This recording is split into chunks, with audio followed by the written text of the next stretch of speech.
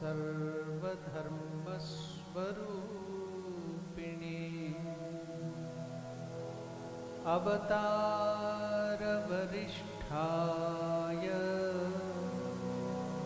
रामकृष्णाय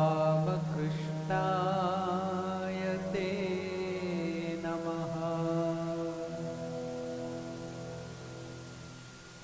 Namaskar to all of you. Welcome to the study of Devi Mahatmyam or Chandi or Durga Saptashati. In that we were studying and learning to chant the verses from the first chapter, Pratamodhyaya. Before entering into the proper first chapter of the Devi Mahatmyam, let us chant the Mahakali Dhyanam, meditation on Mother Mahakali.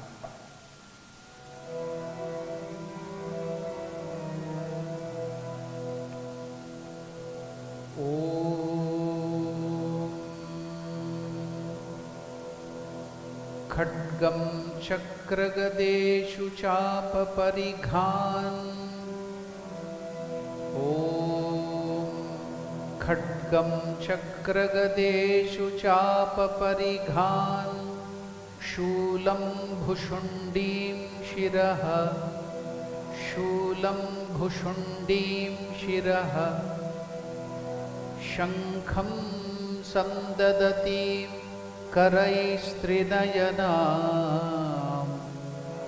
शङ्खं सन्धदतीं करैस्त्रिनयनां सर्वाङ्गभूषावृतां सर्वाङ्गभूषावृतां यां हन्तुं मधुकैटभौ जलजभूस्तुष्टावसुप्ते हरौ यां हन्तुं मधुकैटभौ जलजभूस्तुष्टावसुप्ते हरौ नीलाश्मद्युतिमास्य पाददशकां नीलाश्मद्युतिमास्य पाददशकां सेवे महाकालिकां सेवे महाकालिकाम्।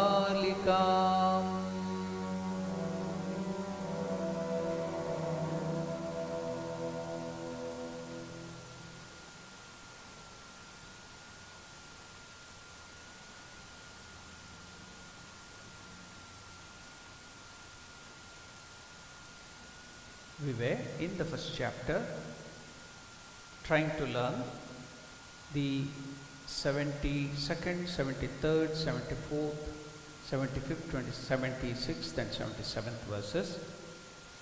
So in the Devi Mahatmyam, the Pratamodhyaya, page number 16, you can see that Brahmo Vacha, Brahma said.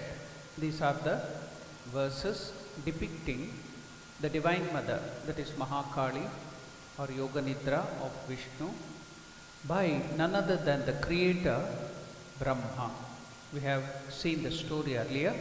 We will now get into the chanting, learn to chant the 72nd, 73rd, 74th and the rest of the verses. We will try to chant now.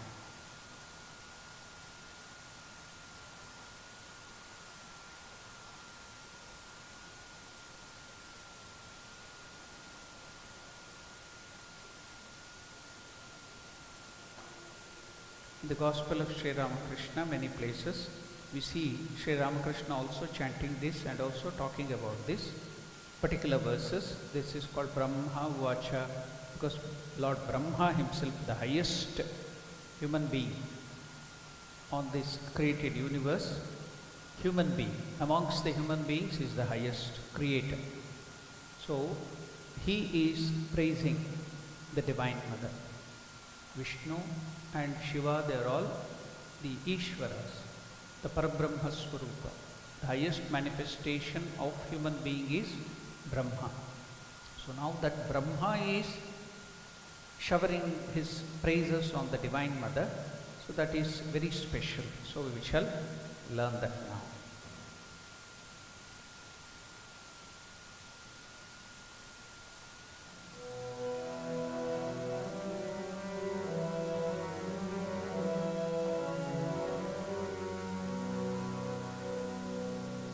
Brahmovacha, Brahmovacha. You should remember, this text is so sacred that they consider even this Brahma said, Markandeya Vacha, all those things also as mantra. So during the Chandi Havan, they even add havis or ghee or bilvapatra to while chanting even this. This is also considered as mantra. Brahmo Vacha, Markandeya Vacha. Even though it contains very simple meaning that Brahma said, that is also considered as mantra in Devi Mahatmyam. Brahmo Vacha, Brahmo Vacha.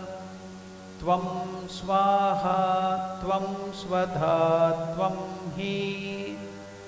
Tvam Swaha, Tvam Svadha, Tvam Hi. Vashatkara Swaratmika, Vashatkara Swaratmika. Sudha Tvamakshare Nitye, Sudha Tvamakshare Nitye. Tridha matratmika sthita, Tridha matratmika sthita. Ardhamatra sthita nitya, Ardhamatra sthita nitya. Yanucharya visheshataha, Yanucharya visheshataha. Tvameva satvam savitri, Tvameva satvam savitri. Tvam deva janani para, Tvam deva janani para. Now we shall learn the meaning of these. Some of them we have learnt in the earlier classes, like Tvam Swaha, Tvam Svadha, Tvam Hi Vashatkara. So we will continue from where we had left it in the last session. Swaha Svadha. So here Brahma is telling, you are Swaha, you are Svadha. So I explained that what is this Swaha and Svadha. We all know these are all the terminologies used in the Vedic rituals, and especially Havan, Homa, Yagna, Yaga, Puja. So there, especially in the Havan, when we are giving the Havis to Agni, Agni is the carrier, the fire god there in the Havan or Homa or Yagna or Yaga. He is the carrier of all the things which you give, who will carry it to, just like the courier man or the postman, much more than that. Just to give an example, I told you that. So he is the one who carries everything and gives it to the different gods and goddesses which you are offering to, and which will give you the result in the form of karma, in the form of heaven, in the form of other Pitruloka and all the other things. So this is the Kamya karma. The Vedic rituals, the first part of the Vedas, where it is the Lord has made this system of sacrifice where you have to give the havis and the food and other things to offerings to the gods. The gods will give you rain and food and all the other things. So the whole creation is maintained. You have to take care of your forefathers. So now, while you are giving this havis or the offerings to gods and goddesses of the Vedas or whatever, in the form of the Havan or the fire worship, now you have to utter Swaha. Swaha, Swaha. So with that swara, it is done. So now, what is the speciality? When you utter this only, the havis or that offering is complete. The gods will accept it only when you offer it with this mantra, Swaha. All that you will tell, Now, Ramakrishnaya Swaha. Oh, you will be always many times doing the Havan of Sri Ramakrishna many times. At that time, what will you chant? Om Aim Sarvadeva Devi Swarupaya Sri Ramakrishnaya Swaha. So like that, all the different gods and goddesses, while you are doing the Havan, so with that mantra, Vedic ritual, you will tell Swaha. So this is for Shubhakarya, while you are offering to gods and goddesses. So then, what is this Swadha? So when is it used? In some of the puja things, when you are giving Achamana, you will be telling Swadha. But generally, while we are giving offering to the Pitrus, our forefathers and other people, you do the, during the funerals or the ceremony of your forefathers and other people. Then, while in the Havan or in the puja and the offering, you have to give it to the Pitrus. Then you have to tell the mantra, not Swaha, it is Swadha. Then only the Pitrus will accept it. It's called Swadha. So that is Swaha, this is Swadha, this is the difference. Now, here Brahma is telling, you are that Swaha, you are that Swadha. So, for offering for Shubha, it is Swaha. For Swadha is for the Ashubha or for the Pitrus or the ancestors. Swaha is considered the goddess of sacrificial offerings. Another thing in the Purana, you will be noticing that there are two powers or wives. It's considered to make it more easy to understand, the spouses, the wives, so that we are human beings. The gods are also made in the form of human beings, just like it's called anthropomorphic. So to imagine things like your own self, so that you will understand it. For example, from tomorrow, all the buffaloes will start together, think together, come together and start thinking about a concept of their own God. How will they imagine the buffaloes? So they will think a golden buffalo with a big, strong and golden horns, sitting on a golden throne and giving hundreds and gallons of milk. So that will be the concept of buffaloes about their God, because they cannot think beyond what they are. Likewise, human beings also, though God is beyond all their thoughts, they can imagine or think of God as a human being. That is called worship of God. Though He is formless, though He is attributeless, He is beyond, you cannot think beyond this. That's why it's called anthropomorphic. Considering just like a human being and worshipping in that form. And you need not worry, many of the religions tell, oh, God should not be worshipped like a human being, He is formless. Many religions, Semitic religions tell that. But God is our father and mother. Don't you think God will understand? God is He so dumb or dullard that He cannot understand? Even with that form, we are giving the offerings to Him. Is God so unintelligent that He cannot understand that we are giving, even though to some form, to a stone or to a photo when you offer, or to the fire? Doesn't God understand that these people, my children, are offering to me? God is quite, I think, much more intelligent than all of us. He is the highest of the people. So God can understand that they are offering to me. And while we are offering to any Shivalinga or the stone or the photo or the image, we, the human beings, don't tell that, oh stone, accept it, oh photo, accept it. We are trying to see behind the stone or the image or the photo, the consciousness of the Lord is being worshipped, taking the help of that, because our mind, our senses need some help, because our mind is limited. God is unlimited and infinite. So you cannot imagine or you cannot conceive that is without any form. That's why the use of form, the use of fire, the use of Shivalinga, the use of other things for worship is there. So nothing to worry about, that you are using the forms, you are using images, idol worshippers.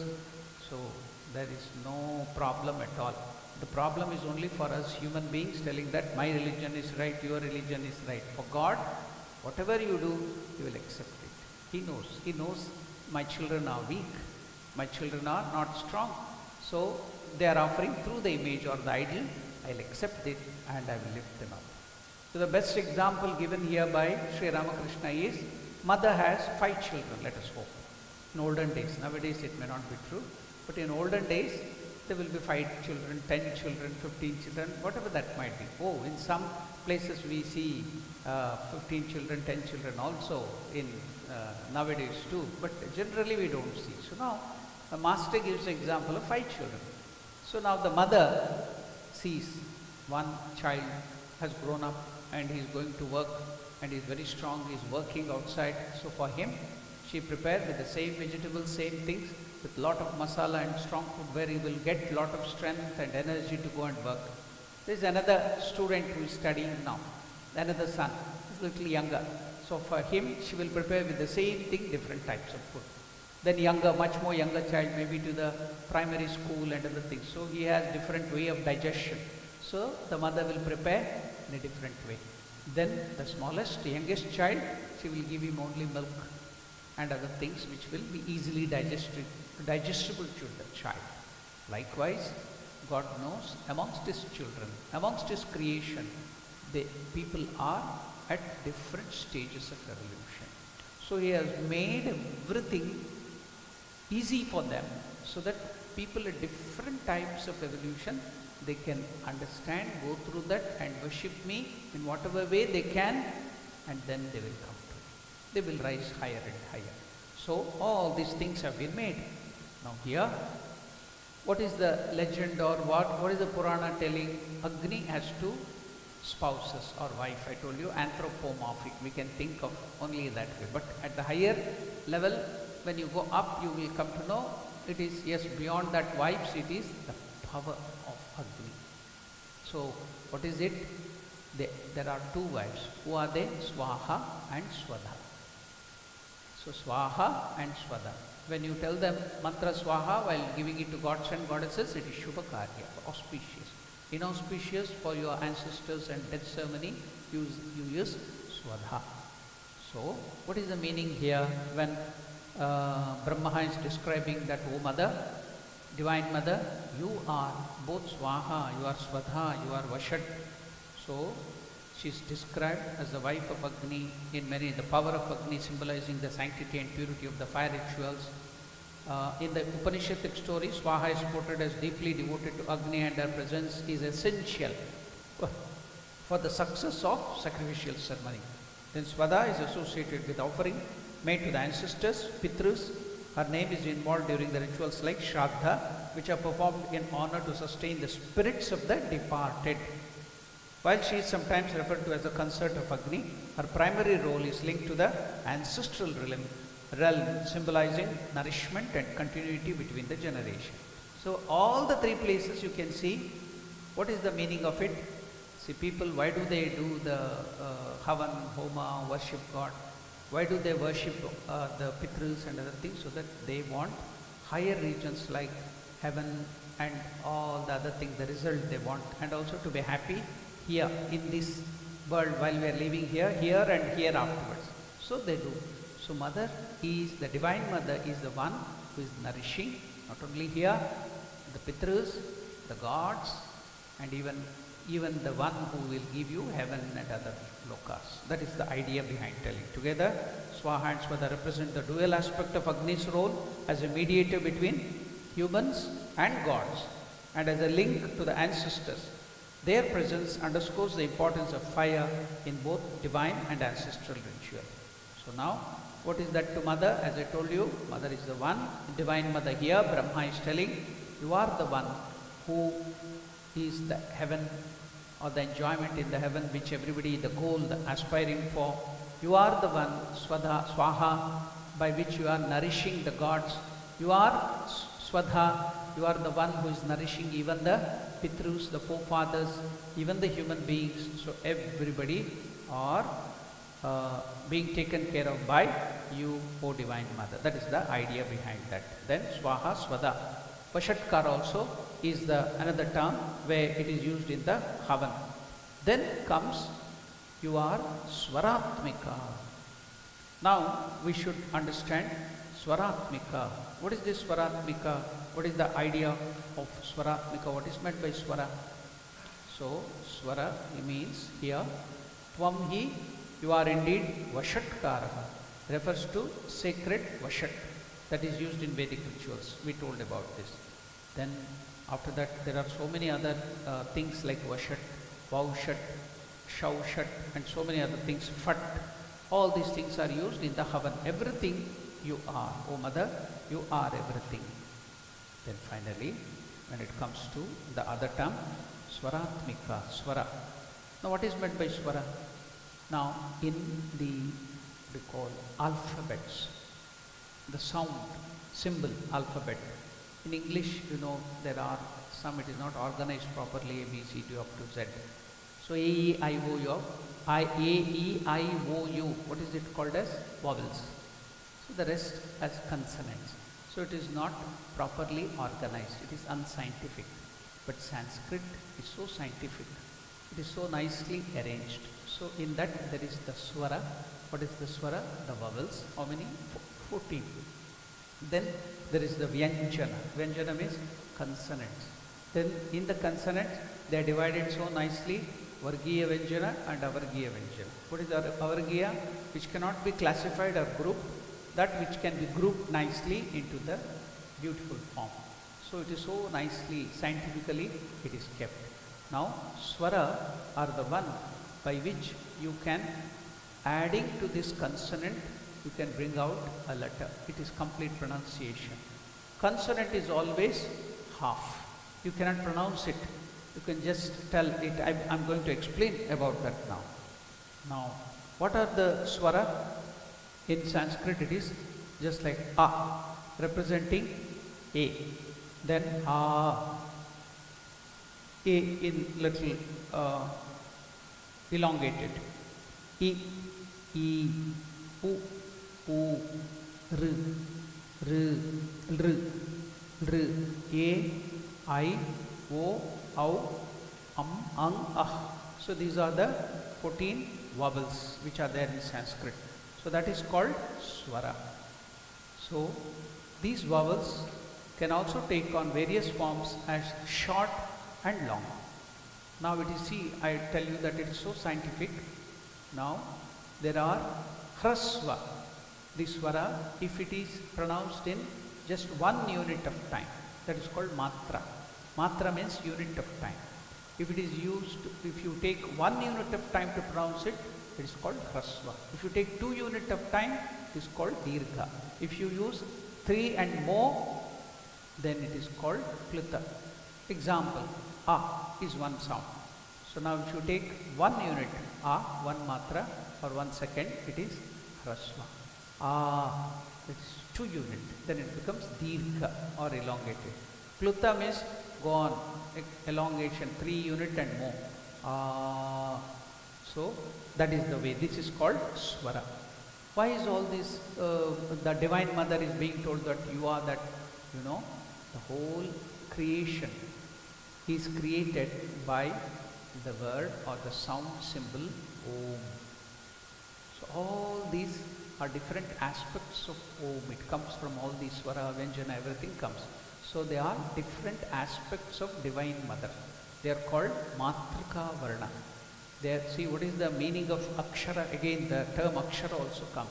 Kshara means which can be destroyed or which goes down, which becomes less. Akshara means which doesn't get destroyed. They are all different forms. All these letters are different forms of the Divine Mother. Now in our religion, how is this the letter? How did they come? How did they come to us? One great grammarian, it was Panini. So he did lot of what we call devotion and austerities to get Shiva.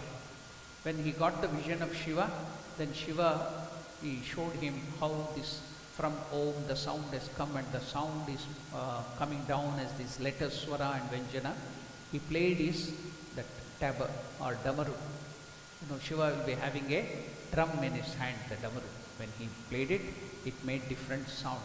When he played once, it was the sound Ayivun, Rulruk, Evom, Hayauch, Hayavarat, Lana, Nyamagananam, Jhabai, Gadadash, Javagadadash. So it was making sound. So by that, these sounds, when it was formed into different ways, it gave all these alphabets of Sanskrit from the drums of Lord Shiva. So that is how in our Sanskrit literature all these come so nicely, everything is arranged there. Now, while describing, you are the one, the swara. I told you what is this swara, sound or tone. It is often used to refer to, also in music, it's called swara. But here, we will take it as vowels. So, you are the swara. Then, what is it told about the Divine Mother here? Oh Mother, you are the Vashatkaraha, Swaratmika. You are the one, the Atma, Swara, Atmika in that Swara. The Swara, vowels, as I told you in the Sanskrit. Then, going forward, Mother is told as, you are Sudha. What is Sudha? Sudha means Amrita, ambrosia. In the puja class, while I am explaining about that, we see that when we do the meditation, where we take up the Kundalini, which is in the Mooladhara chakra, through the Sushumna canal, when it is taken up through the different chakras, Kundalini rises and it reaches the Paramatman. When the Shiva Shakti, they become together at the 1,000 petal lotus, then we get the Samadhi. That is how we get Samadhi, the highest concentration. Then the Sudha or Amrita, which is there in the Sahasrara, will start flowing down in the form of what? In the form of Akshara, Swaratmika, in the form of letters. So they come down. So they are all different gods and goddesses, especially the Saraswati, different aspects of Mother Saraswati. That's why we worship Mother Saraswati as goddess of intelligence or knowledge and everything, words, all the sound, Vag Devi, Vani, it is all sound, everything. Mother Saraswati is worshipped. That's why when we are doing the consecration, we consecrate all these different letters in our different parts of the body. That is, we are consecrating or keeping God, Goddess, Mother Saraswati, different aspect of the Divine Mother in different parts of the body, and energizing it, nourishing it. That is the idea. The chakra, they tell that is called as, they call it as the purification of the chakra, energizing the chakra. They keep all these letters at different places at the lotus of different chakras. You see that now they are telling, oh Mother, you are everything. You are the Swara. You are the Amrita, Sudha. Sudha here means Amrita, the nectar, the ambrosia. Now, another format of Sudha or Amrita means, let me tell you, what is Amrita? What are the two words in Amrita? Mrita means death. Means no. Amrita means without death. What is that which is without death? Which is immortal? As body, we all have to die. Everything will die. But the Atman or Parabrahman or God or our own true nature, we don't die. So, Amrita means not just there will be some liquid and God drank it and that's why they became immortal. That is only for us, again, anthropomorphic way of explaining. The reality is the knowledge of Atman, the knowledge of God, the knowledge of Brahman will make you immortal. That's why it is the knowledge of Brahman, Brahma Gnana, Atma Gnana, that is Amrita. That will make you immortal. So when you get that knowledge, you become immortal. When you don't identify with this body, mind, complex ego, you become immortal because you have identified with God or Atman. So that's why here, Mother, you are Sudha. And another meaning you can give to Sudha is, Sudha or Amrita or nectar is the food of the gods. That's why that is also. Then Tvam Akshare. Just now I told you about the Akshara, the letters, the alphabets, Akshara. Another meaning for Akshara is, Kshara is which get destroyed or which get reduces. Akshara means that which doesn't get destroyed. The letters, the alphabet. Nitya. Nitya, I explained in the Bhagavad Gita in the last thing. Nitya means eternal, you are always there. Then Tridha. What is meant by Tridha? You know, in Omkara, there are three letters. You will be, while pronouncing, you will be, how are you writing Om in English? A-U-M. So what is really, there are three letters in it. What is that? A, U and Ma. So while pronouncing, some people also pronounce it as Aum, they will do it. It is not necessary to do like that, just you can chant Om, that's a different thing. So it has three. How is it? See, when you open the mouth, the letter, first letter is A. You open the mouth, so it starts there. Then it rolls in U, A, U, Ma. It ends in Ma. So the whole gamut of alphabets and sound is hidden in Om. Just like the whole universe and the created and manifest and unmanifest, the universe is contained in Om or God. So that's why Om is the symbol of that God. Because here it contains the whole gamut of sound principle. There God consists and contains the whole gamut of universe. That's why you know that in Christianity or even in Islam, while telling, they will be always repeating Amen. Where did that come from? Amen. It has come from Om only. It is Apabhramsha of Om. Om, after many, many years and going out of the country, India, it has become Amen. That's all. Nothing other than that. So, here it is Tridha. Tridha means there are three letters. Om. Then, O Mother, you are that Matratmika. As I told you, Matra.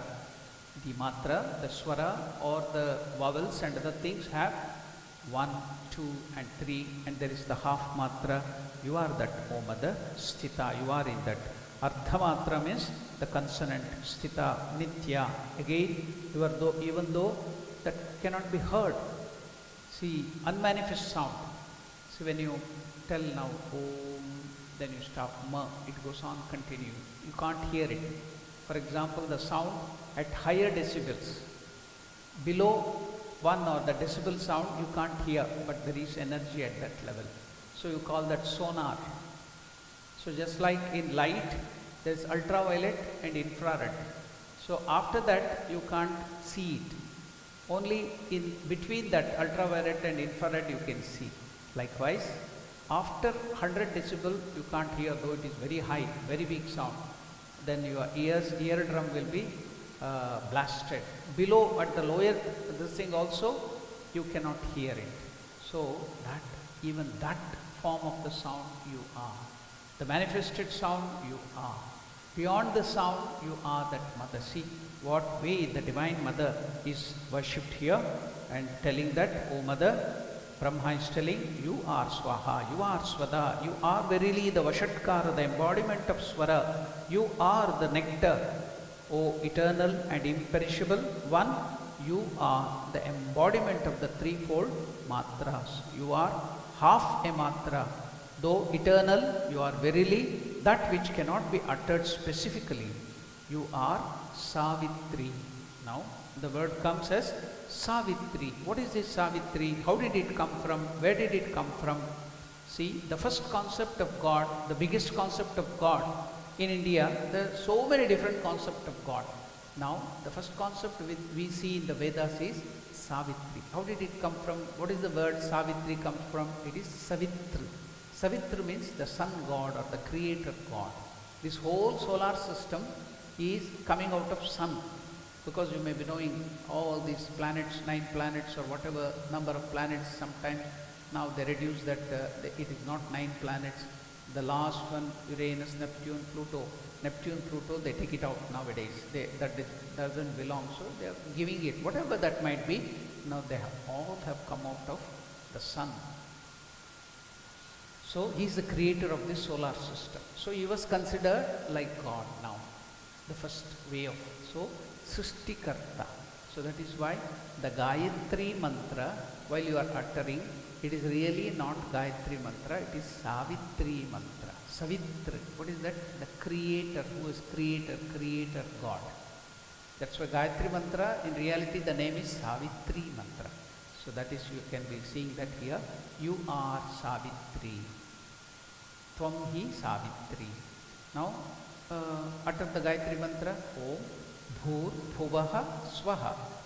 So they cannot utter all the words. So just to suppose there are 20 students, the teacher will tell Tom, Henry and somebody and all of them in the classroom. Likewise here, all the created world is indicated by Bhuhu Bhuvaha Swaha. Only 3 words are told because it cannot be contained in that 24 letters. Gayatri comes from the word meter. Chandas, just like in Hindi you tell Chaupai and other things like while you are telling that Hanuman Chalisa, you tell that Chaupai and other things. That is meter, Chandas. In English you can tell couplets, quadruplets and other things. They are meters. So now this is the first time the meter discovered was or rediscovered was Gayatri. That's why the name for this mantra became as Gayatri. In reality, the name of this mantra is Savitri. So the mantra is meant for the creator God, sun God or Surya Narayana. So now you are that Savitri. That is the idea here, even Savitri. So Tvam hi Savitri.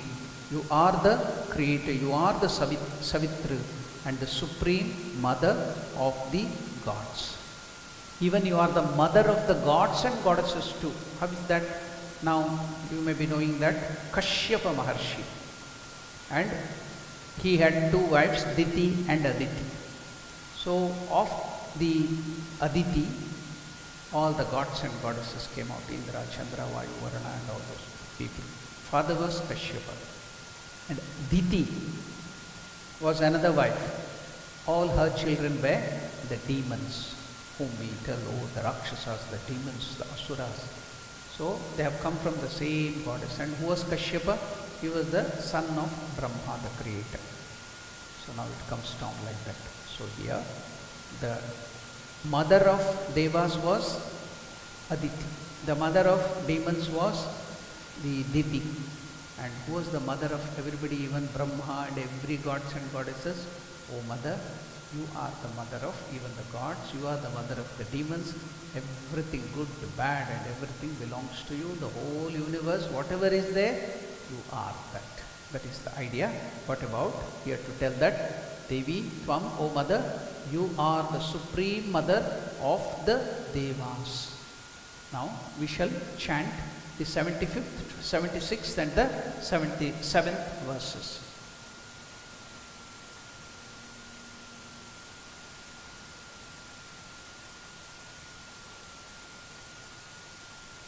Tvayaitat dharyate vishvam, Tvayaitat dharyate vishvam, Tvayaitat srijyate jagat, Tvayaitat srijyate jagat, Tvayaitat palyate Devi, Tvayaitat palyate Devi, Tvamatsyante cha sarvada, Tvamatsyante cha sarvada,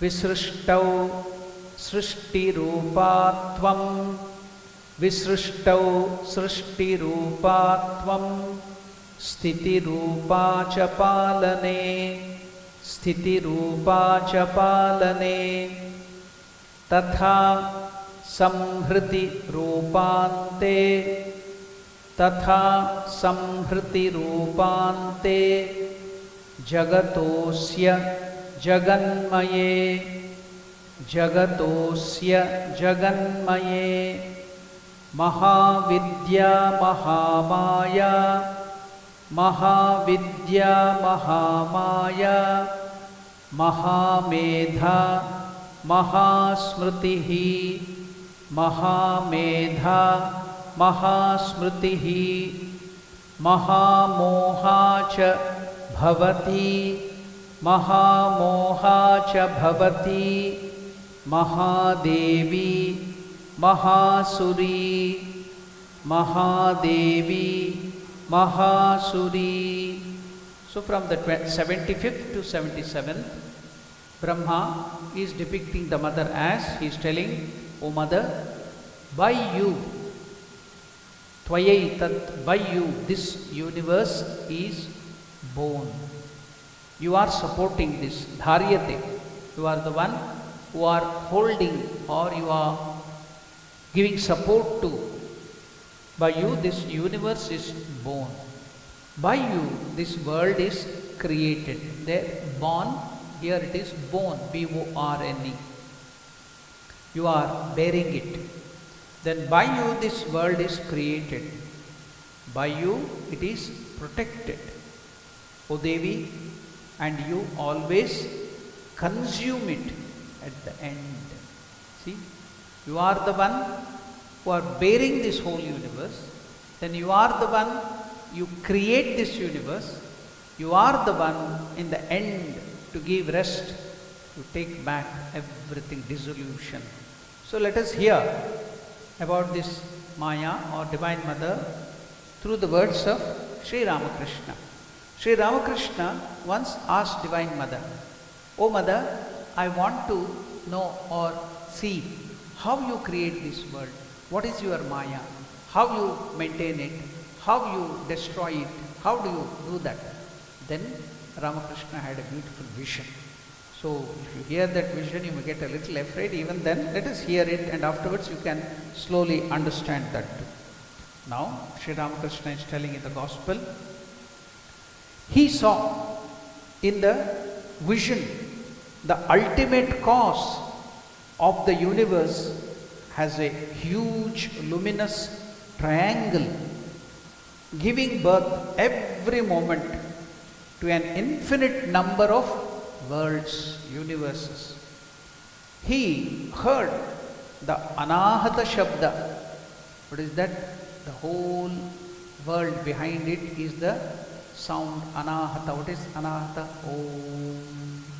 It is there, you can't hear it. Only the yogis can hear it.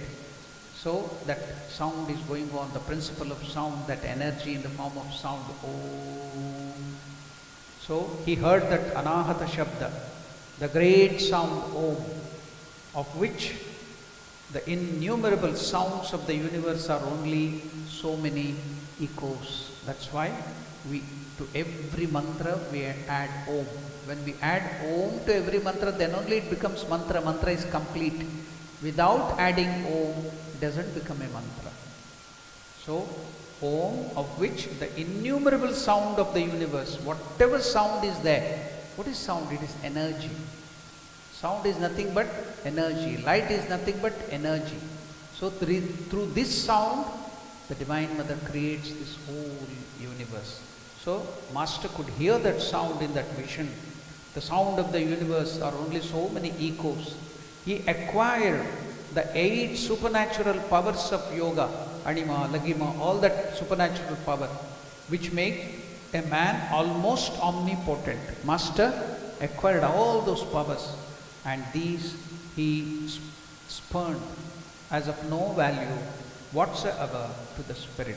That will all that siddhi or all the powers which you get will distract you from God. So he threw them away. He didn't want to use it because he wanted only God. He had a vision of the Divine Mother, the Divine Maya, when he asked the Divine Mother, what is that? The inscrutable power of God, by which this universe is created and sustained, and into which it is finally absorbed.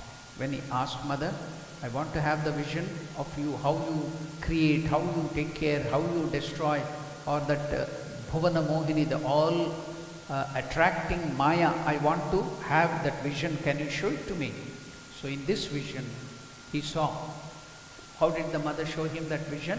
In this vision, he saw a woman of exquisite beauty, about to become a mother. That is, she is pregnant, emerging from the Ganga, because he was living in Dakshineshwar and he was doing the austerity. There from Ganga, this beautiful, exquisite beauty, that woman came up. She was pregnant, and what did she do? That beautiful woman, she came from the Ganga and slowly approaching the Panchavati. Presently, she gave birth to the child, and she began to nurse it tenderly. Take care of the child tenderly. A moment later, she assumed a terrible aspect and seized the child with her grim jaws and crushed it and devoured it. Swallowing it, she re-entered the water of Ganga. So, Master came to see how this world, this universe is created by Mother, taken care of, and then again it is taken back into herself. He had this vision. See, the same thing is explained here. Oh mother, you are the one who are creating. You are bearing it, giving support to it. And then you take care of every aspect of it. See, we are all living, enjoying. She gives us everything. Then finally one day, we see this, the whole world will go to dissolution. Everything will be taken back. So, creation, sustenance and dissolution. Creation, sustenance and dissolution. It is going on from time immemorial. That's why our concept of time is cyclic. There will be rest for some time, again the same creation. That's why you should know that there is a saying in English, history repeats again. Now, see, now I am sitting here, you are all sitting here, and you are hearing Devi Mahatmyam class. So this has now, as it has happened now, this has happened millions and millions and millions of times earlier. This will happen again, billions and trillions of time again. But only the people in you and me will be, the Atman or the soul will be different. That's all. Otherwise, the same thing. You are sitting there, the different people sitting here in this temple, in South Africa, I coming from India, getting the knowledge of this thing, in the ashrama sitting here and giving a talk on Devi Mahatmyam or Bhagavad Gita or anything. This has happened millions and millions of times earlier in the Srishti and the sustenance. Then it will happen in future too. So it is cyclic. It's going on happening. See what a wonderful concept. The world doesn't end. Again, you'll be just like in the cold storage. Again, the Divine Mother creates. Then again, it will go on for some time. Then again, rest. And you should note that in your life, it is happening every day. How is that? As soon as you get up in the morning, early in the morning, it's creation. Then the whole day you spend in different ways. It is sustenance. It goes on. And everything is over in the night time. What do? You go to sleep. Dissolution. The whole night, you don't know what is happening. Then again in the morning, you get up. See, it's happening every day at the microcosmic level in yourself. At the macrocosm too, this will happen again and again and again. That's the day of the Lord, Brahma, and maintenance and the sleep of Brahma. It will end just like that. Every day we have creation, sustenance, and again rest, sleep.